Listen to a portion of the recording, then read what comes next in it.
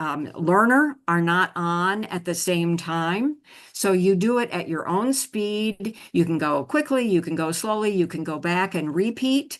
So this is a little different, but this is something that I was used to doing a lot in the past, is working directly with people at the same time. So what we're doing is we're giving you a taste. Now, what we do in most of our classes is something called journal entries. At various points in the classes, we ask you to reflect about what you've just learned and to add some comments or some ideas about what you've learned or where you've come from. What I'm going to do instead is at times I will ask you to add some reflections or to think about some things. Now, to do that, what I'm going to do is ask you to add some comments or to give some reactions in the chat box. I don't know if you're familiar with using the chat box, but there's a place, I assume, where you can add a comment. And this would be something that might have worked better if we had had a poll, but we weren't working early enough to do a poll. So this is just a chance for you to think about an answer. And if you can't do that, or if you'd rather not do that, then you can just think about what your answer would be. So with that background, let me start with first talking about parenting children with special needs and parental conflict. Well, first of all, what we've found out from research is that parenting satisfaction is highest before you have children. In general, for all parents in all groups, parenting satisfaction goes down a little once you have kids. And that's partly because children's needs kind of get in the way. Well, not necessarily get in the way, but all of a sudden there's something else to pay attention to and not just each other. So it gets a little harder to just focus on how much you care about each other or what you're going to do together. So there's not as much time for us because all of a sudden it's we, it's a lot of we. There are lots of people involved. Now you add the fact that you've got children with special needs. Now you've got to find a lot of answers to a lot of questions. And what often happens when you've got these neurodivergent children, you may have parents who have some of the same issues. So you've got a lot of intense issues going on. You've got children who are challenging to deal with, and you're trying to find answers, and it makes life just a little more intense. And you may start to wonder, is it going to be like this in our lives forever? And are our children ever going to be able to be independent? And what is the life going to hold for us? So that all can add up, and it can lead to a lot of stress. And that can lead to a breakup.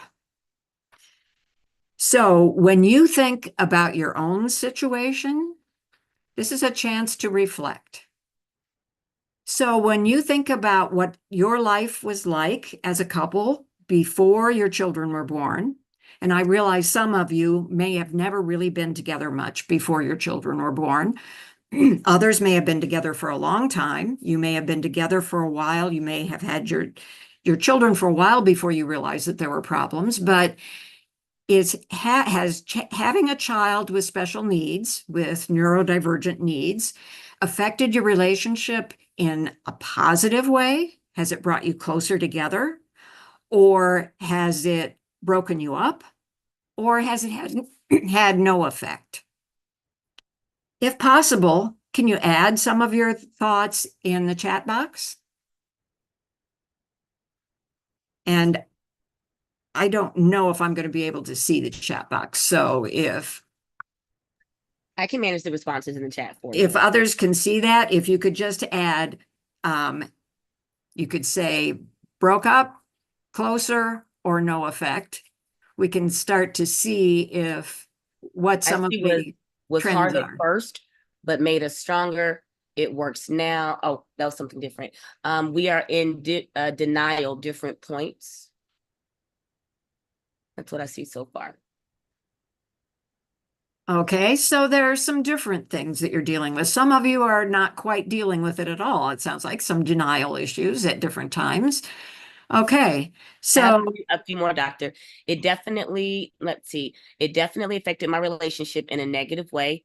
Distance and a lot of disagreements, still together, but it's hard, made us stronger. With our first, it brought us closer. With our second, it made us withdrawn. It used to be too many thoughts. And I'm waiting on my children's mom to show up so I can go home and take part of the discussion. Okay, understood. okay, so there are a variety of issues going on. So um, you can see that it didn't, for most people, it didn't have no effect. It did have some kind of effect. Okay, well, let's go on to the next issue. It sounds like there were discussions in the family when you had a child with special needs. Well, let's talk about what those discussions, possibly arguments, were. Everyone has quarrels or arguments. If you live with someone, you're going to have disagreements. That's normal. It's okay. But let's look at what some of those different kinds of arguments might be. They're not all the same. Okay, this is just a couple having an argument or a discussion, although it looks like an argument. Let me talk about three different kinds of arguments. One would be nuisance quarrels, another would be verbal debates, and another would be damaging quarrels or conflicts. Let me give you examples of those so that you understand what I'm talking about and ways to respond to them. Okay, a nuisance quarrel or argument just be annoying. And those are things where one person may be teasing, where you don't necessarily have to argue about it, but you are. So one example might be, why did you turn off the TV? I was watching the soccer game. Or someone might say, why did you say that to our kids again? Or when are we going to stop doing this? Or why don't you pick up this stuff that's lying on the floor? So one possible response to that statement might be, you know, I hate soccer, or you're just like your father. Or you could just turn the TV back on, or you could go to a different room. So it could become a quarrel, or you could avoid it from becoming a quarrel. It's something that really isn't getting to anything really important. It's just something that happens. When I think about children quarreling and think about nuisance quarrels, it's things like he's looking out my window in the car. It's something that doesn't matter. If you just let it go, it'll go away because children just do that. Well, married couples just do that too. There are things that are not important, and it could end up growing and getting bigger, but it doesn't have to. Just let it go. The second category is verbal debates. These are things where you are arguing a point, where you're trying to perhaps solve a problem, where something is going on that you need to talk about. And a verbal debate, hopefully, is talking about an issue, not about the person. So an example of that might be that the child wants to join the soccer team, and mom said yes, and dad said no. So now you have to make a decision. Is it a good thing for the child? Is it a bad thing for the child? One person thinks it's good, the other person thinks it's bad. So now you need to discuss it. So as long as you don't get personal, as long as you don't start making accusations, you will be able to discuss this and hopefully make a decision. So the answer to this, and a good way to deal with verbal debates, is you learn to debate well and you learn to be fair. You talk about the idea, you don't talk about the person. The third category is damaging conflicts. And this is where you might again start to say things like, well, if it's when you turn off the TV, when one person says, you touch that remote again and I'm going to make you eat it, that sounds pretty threatening. Or when you say that only an idiot would sit there and watch soccer, it's a terrible game. You start getting personal, you start accusing the other person of something, or you start threatening violence in some way. That is damaging. And the best way to respond to that, if you find yourself feeling like you're moving into that category, the best thing to do is to stop, just stop talking, take a deep breath, and start to think. What's happening when you are starting those arguments is you're moving into the lower part of the brain. Those are, you're using reflexes, you're using your emotions, and you're not thinking. You need to try to reset your system, get ready to think it through, and think about what you need to be talking about rather than responding with something you're going to regret later. So if the other person is threatening you, you need to figure out at what point do I need to get out of here to be safe. So damaging quarrels obviously need to end. You're not going to solve anything by yelling at each other, by threatening each other, by hurting each other. So those three categories are really important to recognize the difference. It's okay to have these little nuisance or annoying arguments now and then, but you don't want them to grow into something bigger. You obviously need to have verbal debates now and then because you need to make decisions. You need to talk, you need to talk about things now and then. You need to make decisions. But then the damaging quarrels, you need to recognize when it's becoming damaging and how someone could get hurt, and you need to get out of those. So recognize them, figure out when the damage is starting and get out of there or stop it before you hurt someone else. Okay, so thinking about that, it's again time for a reflection. Think about a recent argument you've had with your co-parent. Do you think it was just annoying? Do you think it was a verbal debate? Or do you think it was damaging?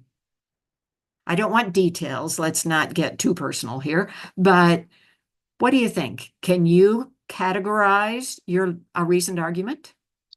So far, we're getting damaging, verbal debate, verbal abuse. So I remove myself out of the situation. Damaging and verbal debates and verbal abuse so far is what we have. Okay, so you've got some serious things going on. And I hope no one got seriously hurt. Hopefully we can talk about some situations, some things that might be helpful. No one's talking about the annoying. I wonder how many of the arguments started with annoying. Try to catch that because some of those may have just been annoying quarrels and they could be caught before they become those others. Okay, now what I'm going to try to do is talk about anger. And in order to do that, I would like to go to a video. So let's see how successful I will be at switching what I am showing on the screen.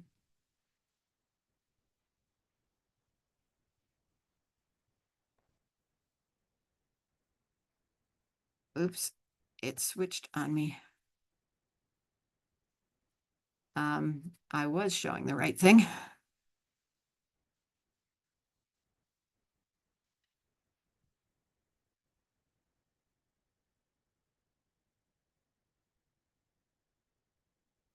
I was wanting to show another video. Yeah, go back out of that one. All right.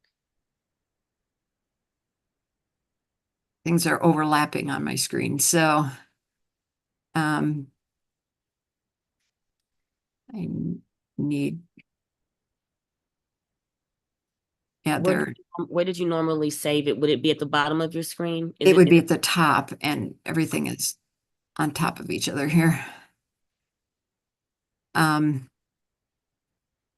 I did just see the anger video pop up and then you lost it. So I know what you mean. So Do you want to click the file menu over to the far left by the picture to see if that expands anything else for you? Top far left. let's see. All the way to the back arrow above it. Those files, see if that expands you. If I go to The middle button is above the refresh button. above the refresh button. It's your picture icon, refresh, the little expanding picture to the left. Like above YouTube, where it says Outlook YouTube, very, very top far left. Far left. Yeah, over there. Does that expand it and give you? Nope, it's not expanding anything. I'm sorry. It's not coming up. Let's see, what's the best way for me to get to this? I don't need this. So then go back to your PowerPoint at the bottom and then see if it'll let you go back to your embedded link.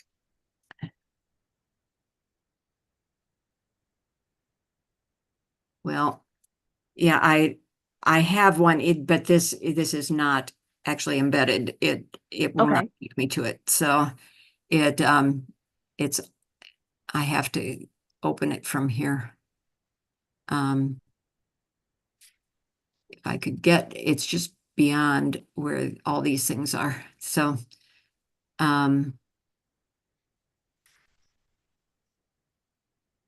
well, I'm afraid I will not be able to show that, but let me just talk a little bit about, I will stop sharing for a moment and let me just talk a little bit about anger. Anger is one of the basic emotions that all of us have. We all have anger. It is something that we can't control easily because it is at the base of the brain. What I want you to do is imagine a spray bottle. We all use spray bottles, and spray bottles have a trigger. That trigger, when you pull it, will spray something out of it. And often that spray is something unpleasant. Now, if there's just water in it, that's one thing, but often it is some kind of cleaning product or something that will spray at other people. And we don't want to spray that in people's faces, but when you are angry and someone pulls your trigger, you're going to spray that at someone. Now, spray bottles often have a way for you to turn off the sprayer. What happens with anger is that there's often a trigger that will set off your anger. Now, that anger might be something that everyone can see. Everyone sees why you're angry. They can see that there's a reason for you to be angry. Other times, it might be something from your childhood, something that happened yesterday, something that has built up all day long, but something may have set you off. Do you know what your anger triggers are? Is it something that your co-parent said today? Is it something that happened with your car on your way to work? Is it something about the weather? Is it something about what happened with your child at school yesterday? Did you get very little sleep last night?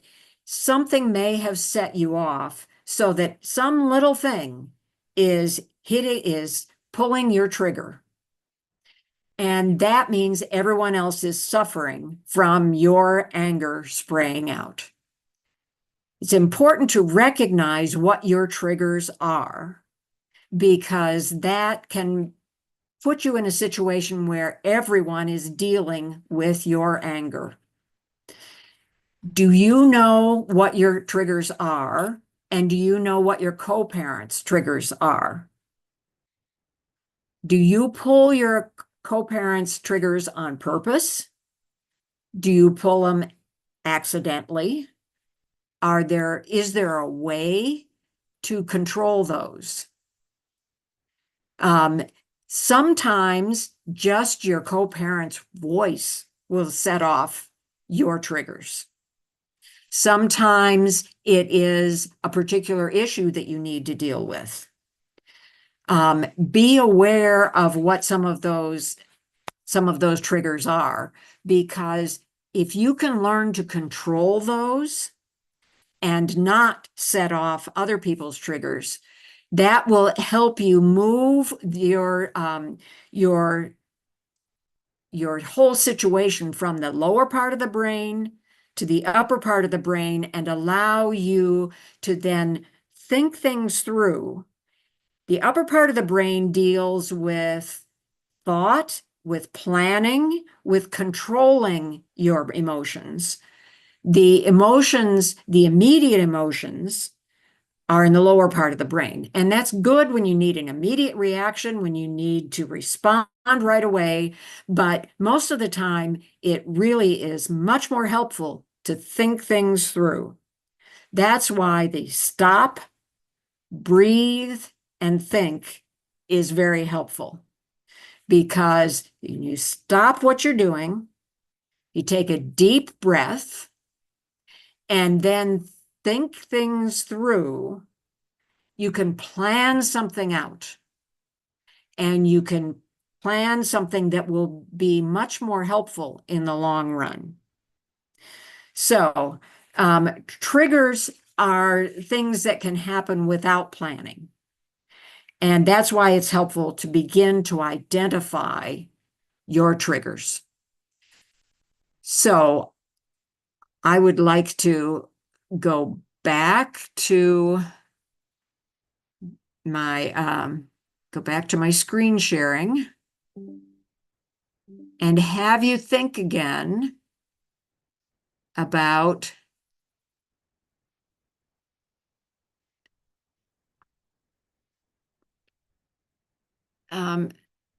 think again about what it is that that might be a trigger for you and for your co-parent, and how you might be able to control that. Okay. I'm very large screen.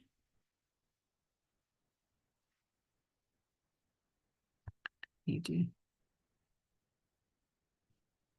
So, do you have anger triggers? And maybe you need to ask someone who lives with you, because they may know better than you do whether you have anger triggers. They may have noticed that. And does your co-parent have anger triggers? And do you avoid them, or do you pull them, maybe sometimes on purpose? And think about this question and take notes for yourself. You don't need to post these. And I need to figure out how to get back in the presentation mode. If you click slideshow, Judy, up at the top on your PowerPoint, there's like a slideshow. Click on slideshow. Where is it? Click off of that. Slideshow right there. Slideshow, and then from current slide. From current slide. Yes. Keep going over to the left more. To the left. From current slide, right? Okay, it just clicked off me. Okay, stop doing that. Nope. I'm gonna go back to my PowerPoint. No, I don't want to. And then just click cancel. on the setup show or just X out of it. You're going to just X out of where it says setup show in the middle of the screen. Yep. Click that little X. Okay. Oh, this here, right here. Okay. Get rid of that. Okay. Now from current slide. Okay. Slideshow. Okay. So you have to just click cancel. In Cancel the, where? do you see it's in the middle of the screen, kind of towards the bottom, right beside the picture of the girl? Cancel. Yep. Go over to the, yep. Keep going down. Keep going down. Oh, down there. I see it. Yes. Boy, I Yep. didn't see that. I And didn't see then the dialog box. Okay, now do it. There we go. Now got it. perfect. Thank you for helping walk me through that. You're Thank you. welcome. Sorry for this. No apologies needed. No apologies needed. Okay, now we'll go on. Now we're going to talk about communication content and methods. I'm sorry, I realize we're just going through things in kind of a superficial way, but hopefully this is giving you some ideas. Okay, now let's talk about what goes on with communication. Okay, communication is related to everything else we've been talking about, obviously. But there are some things that are helpful to think about more directly. Okay, whenever we talk to each other, there may be some other types, but in general, there are 4 different kinds of things that we're talking about. We're either talking about information. That means we're talking about facts. We're talking about something that did or will happen. Or we're talking about feelings. That might be how you're feeling, positive or negative. Or you're talking about solving a problem of some kind. So this might be clarifying what the problem is. It might be discussion of what some of the possible solutions are, or deciding which solution you're going to choose. Or you're giving a command of some kind. Now it might be a soft command. That might be something like, would you like to? Or it might be good if you, or would you please? Or it might be a hard command. Stop doing that right now. Or I need you to, something that is a hard command. Now, after a breakup, or in a conflicted relationship of some kind, the recommendation is to use only information and problem solving and leave out the feelings and the commands when you're talking with the person that you are no longer in a committed relationship with. It's not saying that you should never use those other two. You're going to need those in other ways. But after a divorce or breakup, those other two kinds of communication can get you in trouble. If you're no longer connected, you're no longer responsible for taking care of each other. So you really don't need to share your feelings. You really don't need to tell each other what to do. And those things can lead to damaging quarrels of some kind. So let's look at a couple of sample interactions and see if you can figure out what kind of information or what kind of communication they're having. Now, this is what happens when you go to AI and you ask them to set up an interaction. And if you don't tell them what kind of feelings or what kind of emotions to include, everybody's smiling. So everybody's smiling in this picture. But what content do you think they're communicating? Share the category that you think fits in the chat box.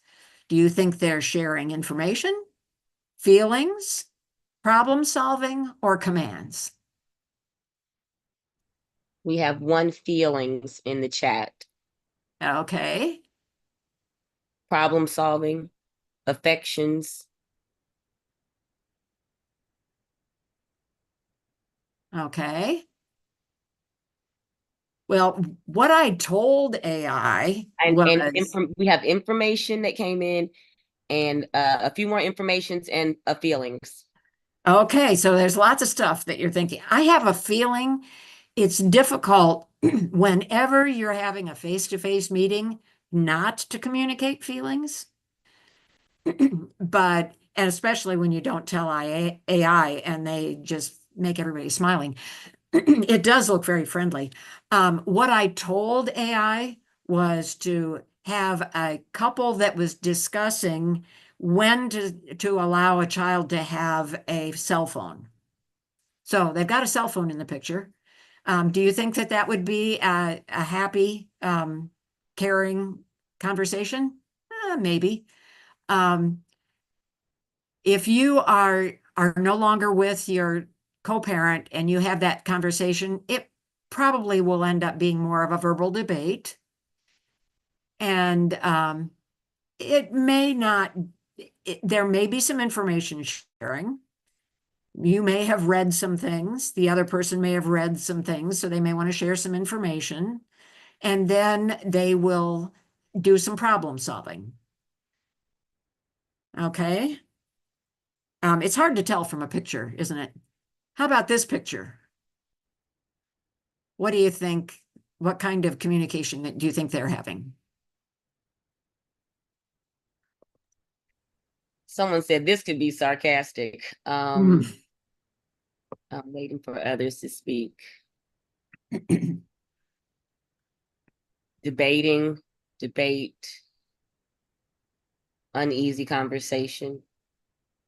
This one looks a little more uneasy, doesn't it? Yeah. Yeah, what I told them this time was that they were discussing a problem the child had at school. And so they do look more worried, don't they?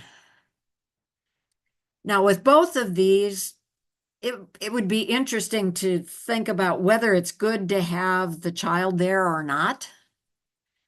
I would say in both of those discussions, you probably want to have the discussion before the child is there. Make up your decision, make some decisions, and then bring the child in. With the problems at school, you might want to bring the child in first and say, tell us what your side is and what happened, and then we'll discuss what the outcome will be. The big thing about the child being there is that you definitely want to avoid having a damaging quarrel in front of the child. You definitely want to avoid having any kind of damaging relationship, any kind of fights in front of the children. That has been shown by research to be very hard on the children and may have long-term effects on the children. So that's the most important thing to avoid is obviously you don't want to have fights for your own sake as well, but especially not in front of the children. So that somewhat leads to the next slide, which is methods of communication. Now, I just threw some methods in here. Some possible ways that you can communicate with your co-parent, especially if you're not living with each other anymore, would be by phone, text, voicemail, email, face-to-face, a message sent through the child, or a paper letter. What else can you think of?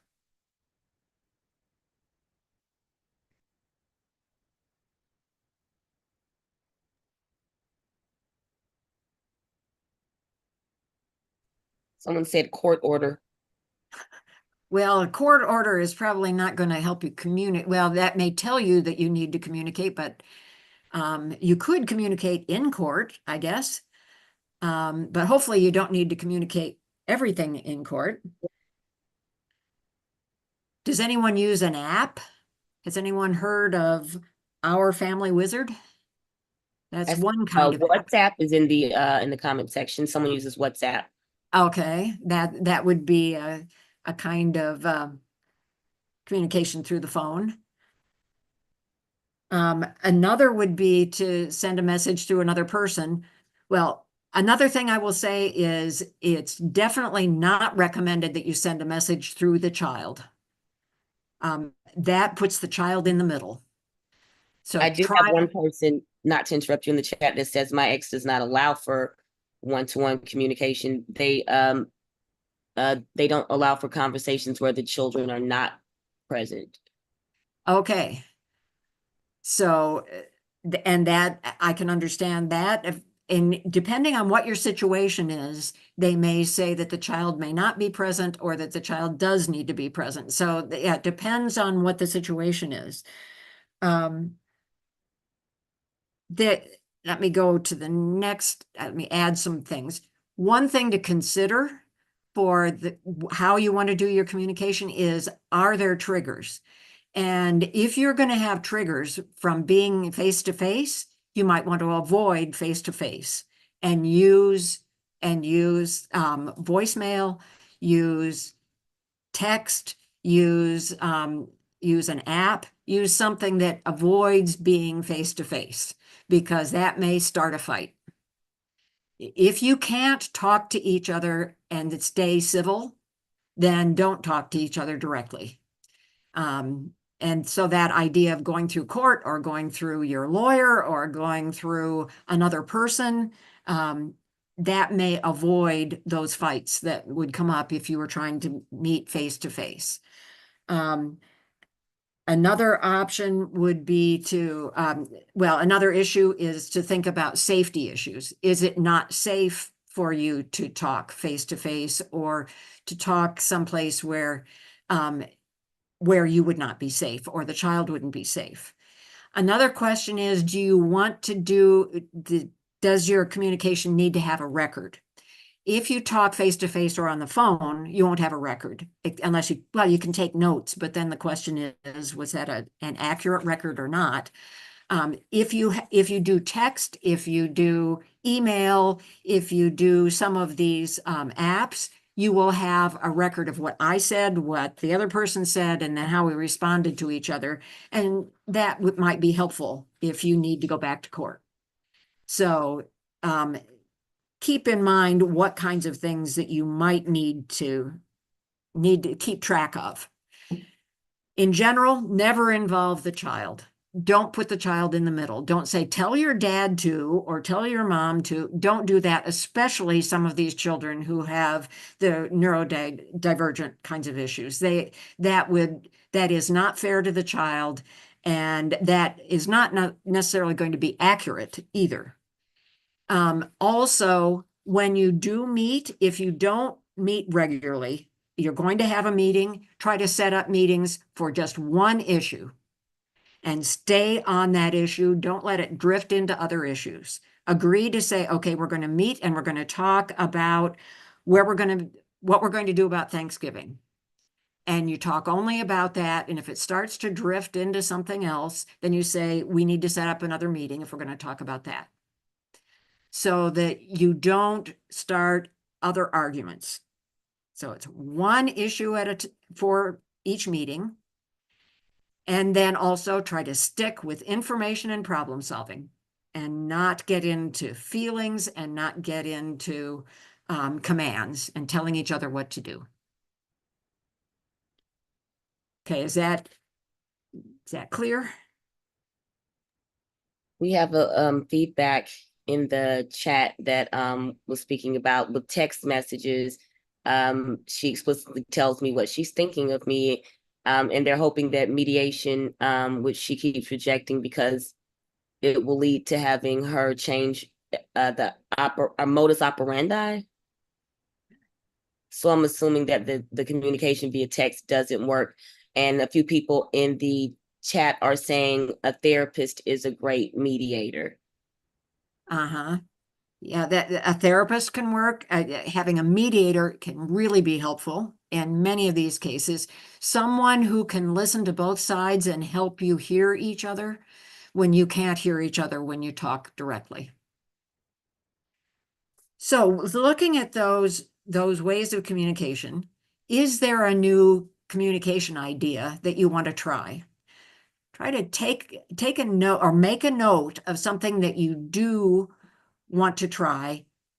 Put that note somewhere that you'll see it on your phone or somewhere else, and decide when you want to start trying that new idea, and tell someone that you're going to start it. That's true for any goal that you have. Tell someone that you've got a goal so that you can be held responsible for that goal. Okay. Now there's one more major issue I wanted to talk about, and then we'll go on to some talking about how to get more information. Okay, there are 3 different kinds of high conflict relationships that I have identified when I've looked through the literature. And well, first of all, I'll talk about high conflict relationships. Those are relationships that in which you can't reach an agreement within 2 years. It's not quite that clean and neat, but that's probably the most common kind of definition of high conflict relationships. And or couples need a lot of help to agree on anything, or couples that really do have a very dangerous relationship with each other. So one kind of high conflict relationship are those people who have conflicts of interest. That means that they disagree about money, parenting time, or other concrete things. In those cases, you might be able to find a compromise or a middle ground. So the skills that you need to learn are negotiation, or making and responding to proposals. So that's the idea that you can't figure out how much time one parent's supposed to have or the other parent's supposed to have, and how to work out the money issues or the how you're going to share the child and the stuff. And if you can't work that out, those are the kinds of things that you might be able to give a little and take a little, so that you can maybe have again a compromise or a middle ground. That's where negotiation can be helpful. And as I said, a mediator can be very helpful for that. The second kind of conflict would be a conflict of beliefs or values. Those are conflicts, and as you can see here, it's where you just really, you believe different things. Now, sometimes that might be that you don't believe the other parent can be a good parent. That's not the same as believing that the other parent is abusing the child. That's a different issue, and we'll talk about that in the next category. But here, this is where I believe in this kind of parenting, and you believe in that kind of parenting, and I'm just not willing to give, and you're not willing to give. And so you end up just not trusting each other. And the trust may also be related to your personal relationship as a couple as well. So it's a trust kind of issue, and that's not something that you can give a little on. You just don't have a way to come together. So in this case, the skills that you need to learn are, you need to learn, first of all, I cannot control the other parent. I can control myself. I can't control the other parent. So I need to learn to let go of what the other parent does and just take care of me. I need to be a good parent, as good a parent as I can be when I have the children, and recognize that when the other parent has the children, he or she is going to do what they're going to do. And as long as it isn't abusive, I can't do anything about that. And I just need to let go. And you may need to consider parallel parenting.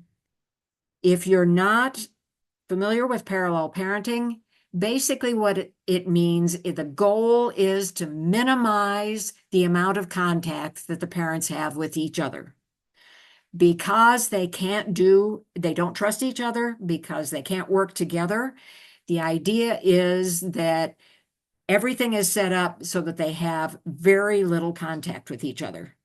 The kids are passed back and forth with as little contact as possible, and the responsibilities for parenting are divided so that they don't need to discuss them.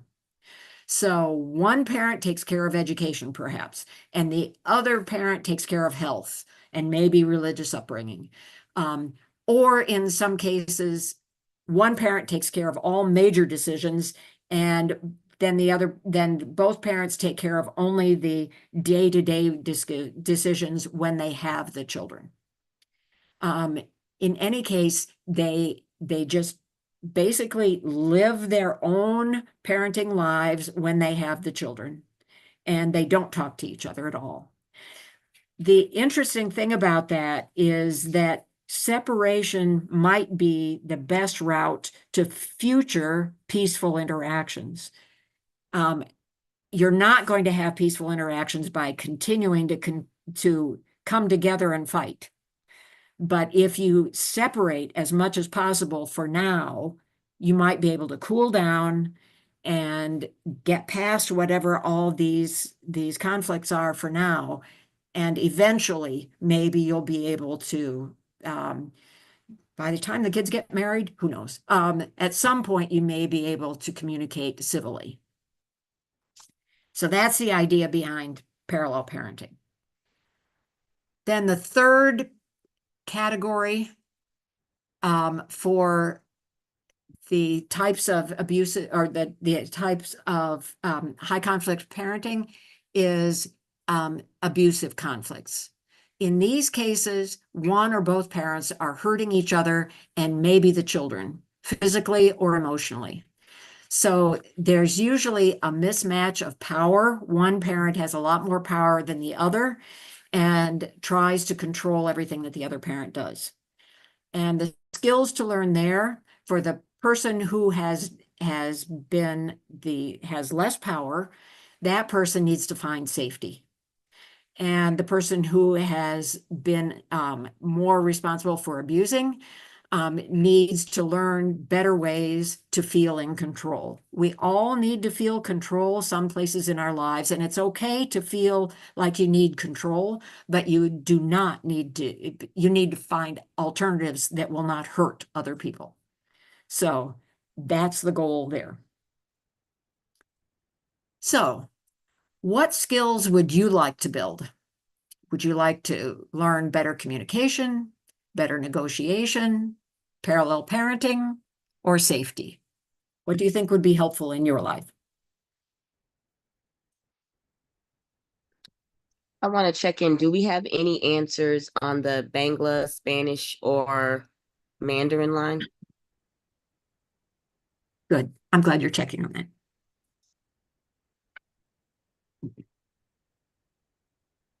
No comments in the Spanish line. Thank you. No comments in Bengal line. Thank you. No from Mandarin either. Thank you.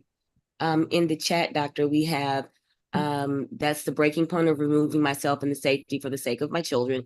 And then we have better communication as a reflection of what they would like to work on. Okay. Okay. Well, there are lots more ideas in our classes. Our classes are generally from 4 hours to 12 hours long. So there's a lot more involved. This is just a taste of what's available. My colleague can say a lot more about how you could get enrolled or involved in our classes if people are interested in that.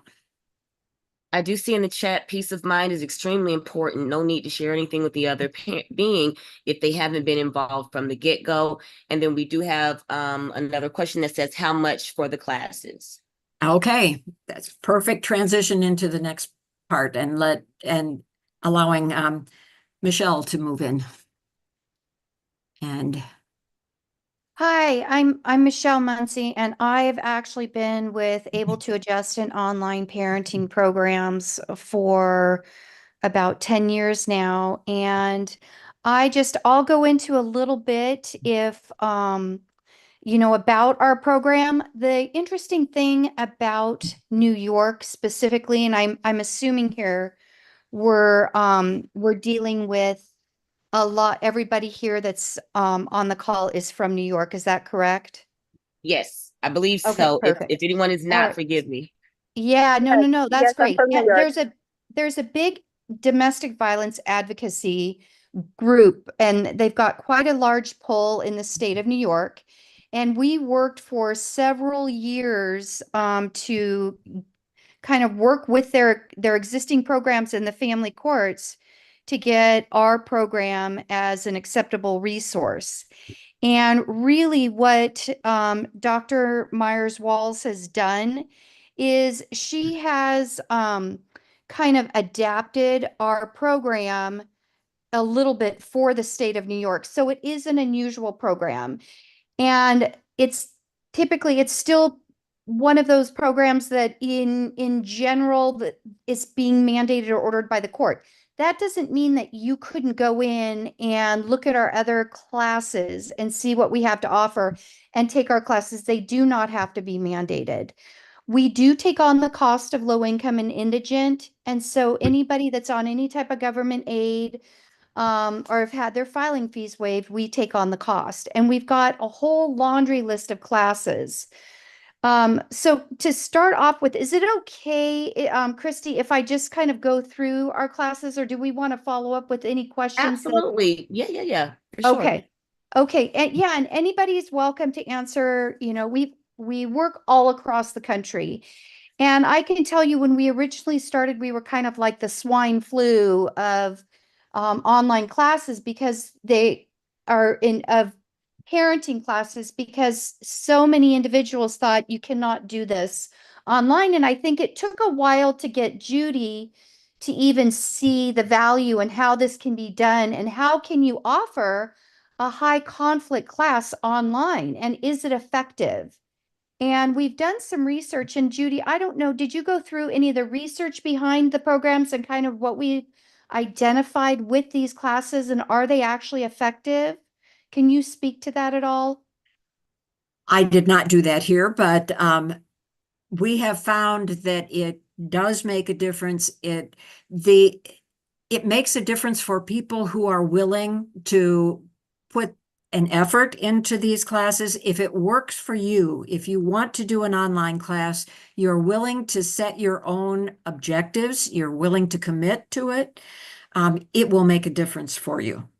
If you really like to sit in a classroom with other people and get to know them and share your stories and listen to their stories, you probably want to have a face-to-face class.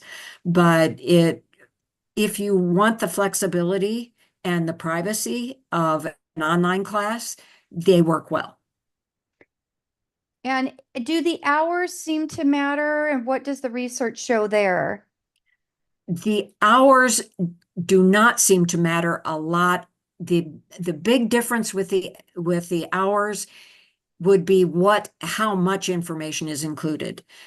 You can't fit everything in shorter classes. The longer the class, the more different information you're going to get. The longer the classes are, the more likely you are to get broader information and more information about things, the more expanded topics like step families and some of the more detailed information about dealing with conflict. And relationships. That was And a big relationships, yeah. And relationships, yeah. So we do offer quite a few classes. Judy's done quite a bit of research over the years on these classes to just validate the effectiveness. I think since post-COVID, more and more courts, counties, agencies are getting a lot more comfortable with online as an option. And the way that they're doing it, and is everybody's just kind of jumping on board on the online bandwagon, and there really is evidence to show how these programs should be structured for the best outcome. One of the things that Judy did research, and it's not very like groundbreaking or anything, but and I do know she touched on it. If you come into these classes with a positive outcome, with a positive attitude, the outcomes are higher. So those that are kind of being forced to go into it, especially in a high conflict situation, and they're negative, they tend to stay negative throughout. If we can get them comfortable, and that's one of the things, that's kind of one of our jobs, is because this is still new, and even though it's been around a while, people really want to feel comfortable and they want to know that they're in the right place. So we really make an effort to have extended customer support, and we've got Spanish speakers, because what we want to do is we want you to feel comfortable going into this and take away the stigma of being told to do it or forced to do it or mandated to do it, whatever the reason is, and just to come in and be calm and be in a place where you're accepting and ready to learn. And that's really when the outcomes are the best. And so, like I said, one of the things we really do is make sure that we've got extended customer service to help everybody out. But that does help the outcome. And I do know that probably, since most of you are sitting in on this call, you're going to be learners. And so you're going to get something out of these programs. A lot of what's come out, and this is our online parenting programs website, and what Judy's been talking a lot about is our co-parenting and our high conflict co-parenting. And again, the thing that's unique about New York is that they have a program that they've approved for the family courts at the state level. But we've supported their existing program. So we highly recommend, if you're going to do a high conflict co-parenting class, you find yourself stuck with your co-parent, you just cannot get them to see you say one thing, they're saying another, then our high conflict co-parenting class is really gonna help. And Judy, she wrote kind of our post-COVID, we call it our post-COVID high conflict class, which is a lot more inclusive about the different types of conflicts that she talked about today. So it really helps to get you unstuck in what your conflict style is past that, in order for you to start to grow and try to figure out your co-parenting relationship for the sake of the kiddos. Is there anything you want to say there, Judy? You want to step in at all? No? Well, I could say lots of things, but I don't know that I need to say lots of things at this point. Okay. There's a question about what the cost is for the classes. Okay, so it really depends on what class. The one that's for the state of New York is at $95. The co-parenting class starts at $29, and then they go all the way up to $149 for the 12-hour class. And again, anybody that qualifies for low income or indigent can go down to get the financial verification form, and they can fill this out, and then we would qualify them. Our customer service team, I think Allie, who's sitting in on the call, she sent an onboarding video, and in there they talk about they love to process these forms, and so they'll get back to you right away.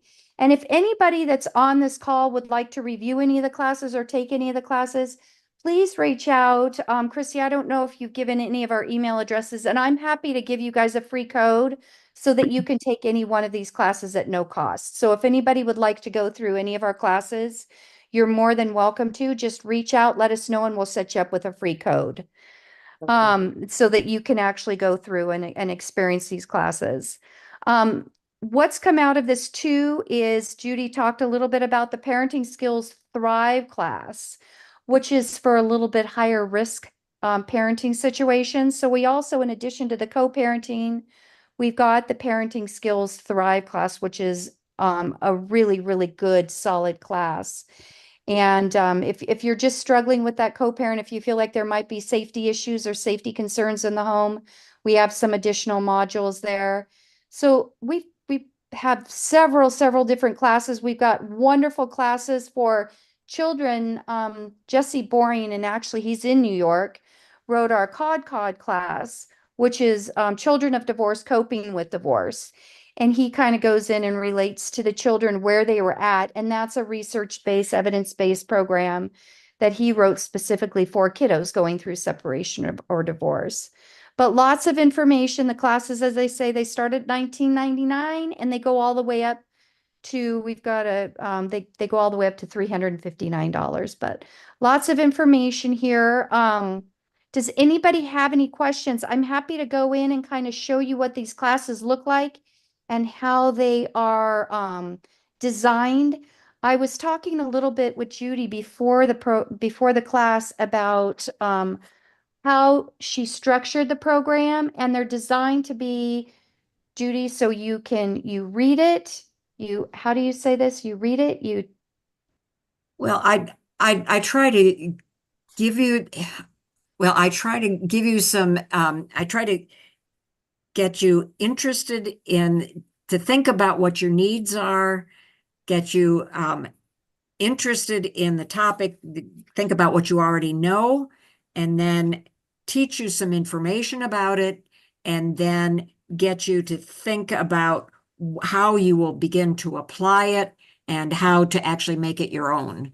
So it's multiple steps of recognizing what the issues are, and then figuring out and building on what you already know. So it's not just throwing information at you, but also getting at the application and how to make it your own. great.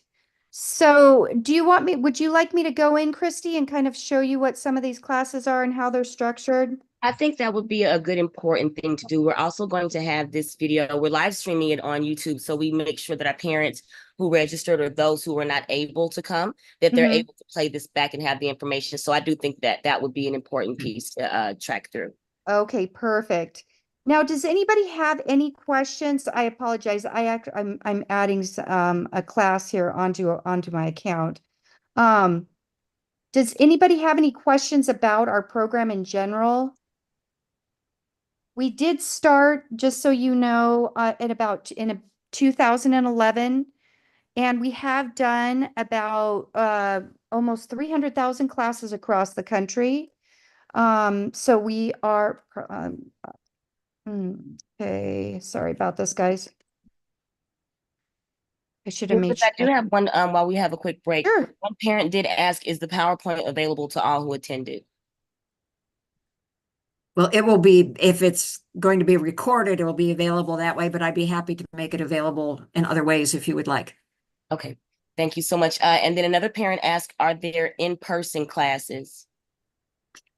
So our whole model that we started, we actually started with the sole intent of being online. And so we do not currently offer any in-person providers. And that's one of the things that we're trying to do. We're trying to offer the best, most ethical, evidence-based programming we can online, because resources are just dwindling as far as in-person providers are going across the country. And so we are doing our level best to try to reach out and provide the best education we can, knowing that there's just a lack of resources out there.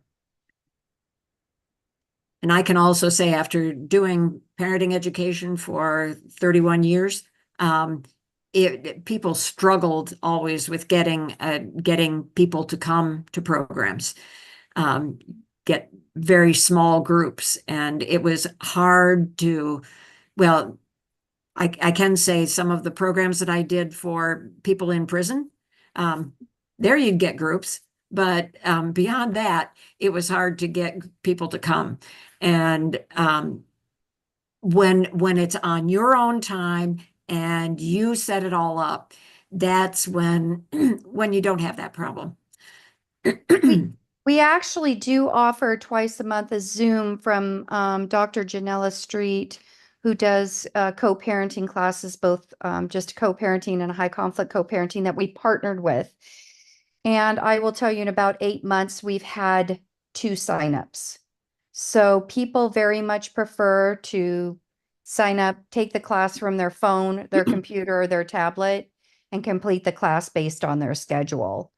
And really what happens is you come into one of our programs, And you're going to see it, your class will be right here under your account. And this is the high conflict co-parenting class that Judy has been talking about. The nice thing about this is Judy designed this to be at between 4th to 6th grade reading level. And one of the things that we were concerned about is, would it be developed in a manner that would be offensive to people that were highly educated? And that has not come back. So we are, go ahead. Judy, I can say I've been writing at this reading level for a long time. I did that when I was working with teenage parents, and I was afraid of the same thing. And I would find that that was never an issue. That people who were more comfortable with reading enjoyed it because it was clear and they could read it quickly. And I think what it does is it challenges me to make sure that I am writing clearly and making it very understandable. We do have a two couple of comments in the comment section.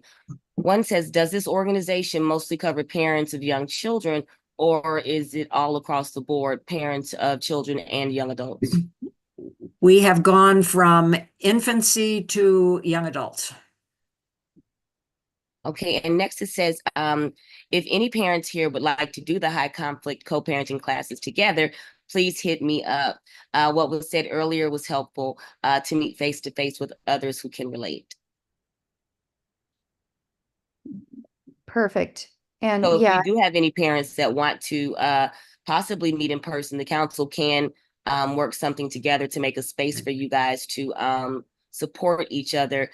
In addition to making sure that adapt for life. Am I saying this wrong, Lord?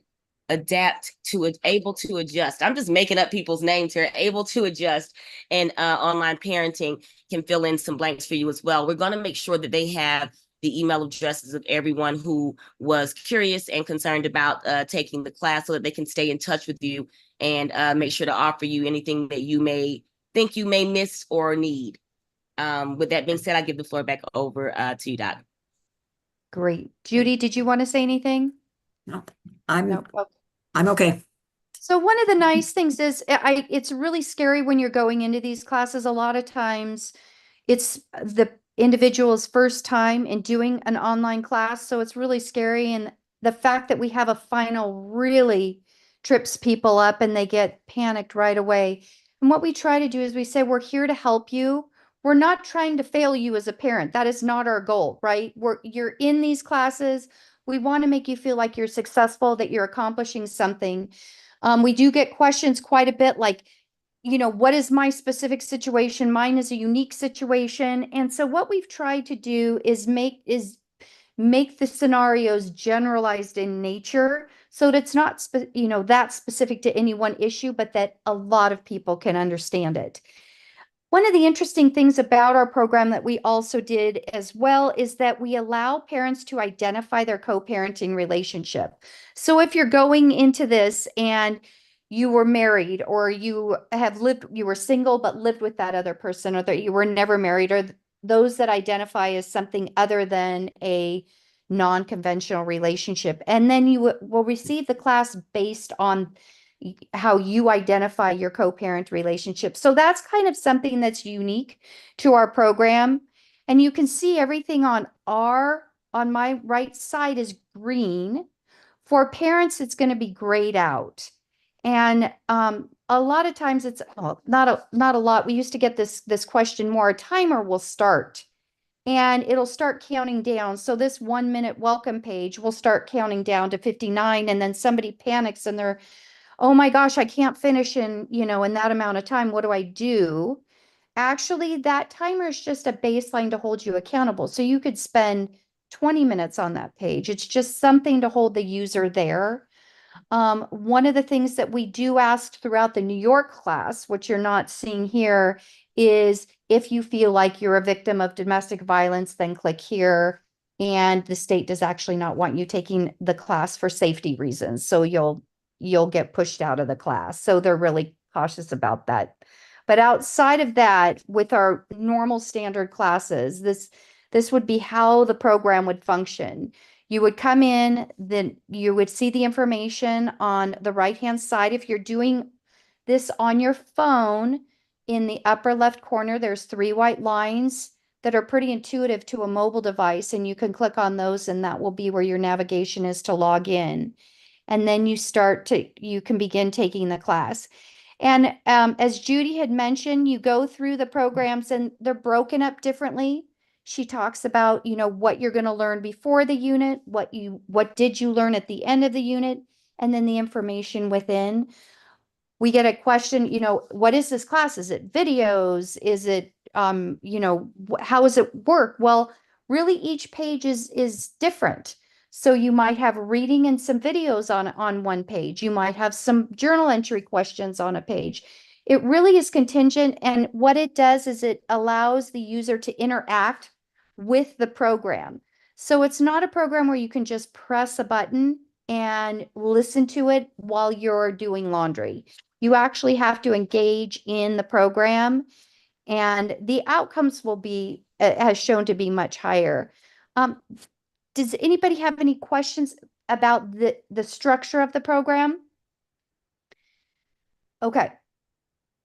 As you're journaling, one of the really cool things about this program is it collects all of your journal answers.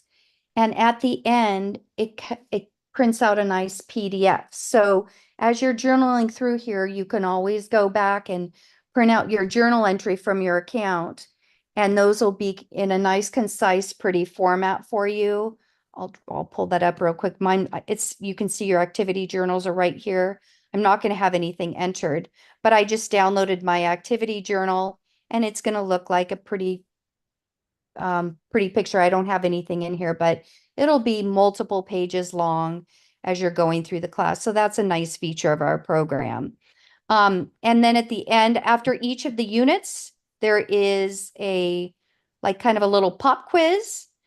And then at the end, you have a final exam. There shouldn't be anything stopping you from progressing through the class, except there's just barriers from you just being able to click start and then click finish.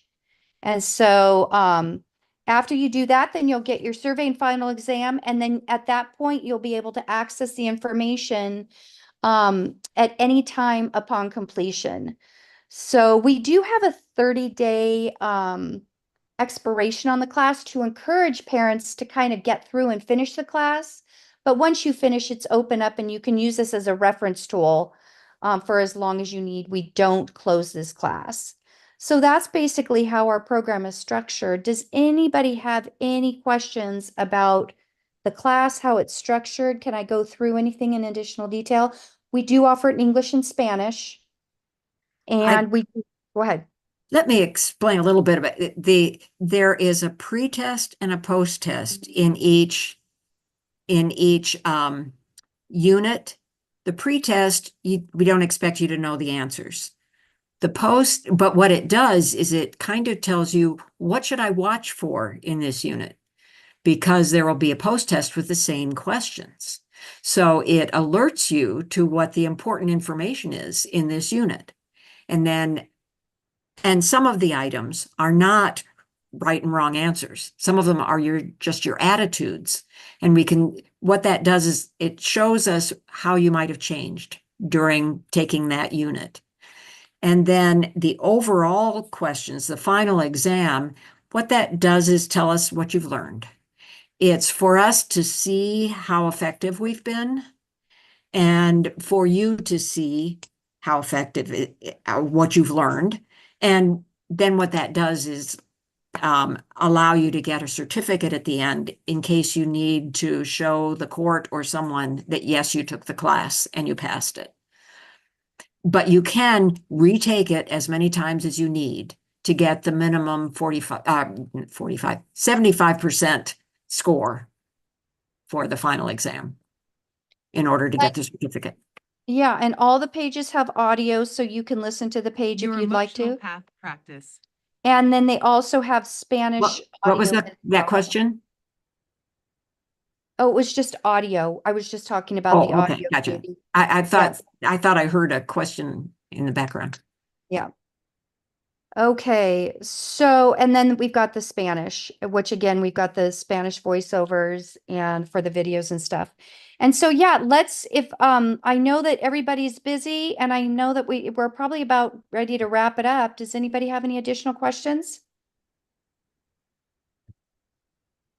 I want to check in with the interpretation line, Spanish, Mandarin, Bangla. Do we have any questions from any participants on that end?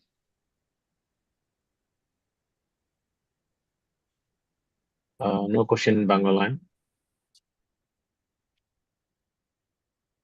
No question in Spanish line. Thank you. No question from Mandarin line. All right, well, with that being said, I'd like to thank Dr. Judith Meyer-Walls. Thank you, Michelle Muncy. Wasn't there another young lady here? Was it Allie? I thought she was here at one point, but thank you to everyone from your organization who's been here to help our parents out and give them supports as they're moving through their co-parenting situations. We also have a thank you for organizing this for the session. Oh, you're more than welcome. It's definitely needed in our society. We want to make sure that our parents, you guys stay supported. And if there's any additional ideas that you would like to see or resources that you would like to have in our support groups, please do remember to let the council know at d75council@schools.nyc.gov. If you need any other assistance on any other levels, let us know. As said, we will make sure that your emails are given over to Dr. Clark and Michelle Muncy and Allie Clark so that we can make sure you have what you need and that they can keep in touch with you. For the parents who are putting your emails in the chat, we will make sure that they have access to that for you as well. I do see here in the chat, I'm not a co-parent, but I'm learning how to not become one. Thanks for this. That's amazing, Quentin. Thank you so much. These are the tools and the things that we need to lean into. So grateful for that. With that being said, guys, this is going to be on our CCD 75 outreach page on YouTube. Don't forget, we do have our calendar meeting on November 20th, 6 p.m. You can log on to that with ccd75.org. I'll also make sure to send that out because I know a lot of you do have feedback in other areas, and our superintendent will be present. So you'll have another platform to voice some of the things that are going on in your lives. And with that, we want to go ahead and give you your time back. And thank you again for coming. We're going to go ahead and release the interpreters at 7:27 p.m. And look online, guys, CCD 75, YouTube, outreach. It will be there. It is also on our Facebook page.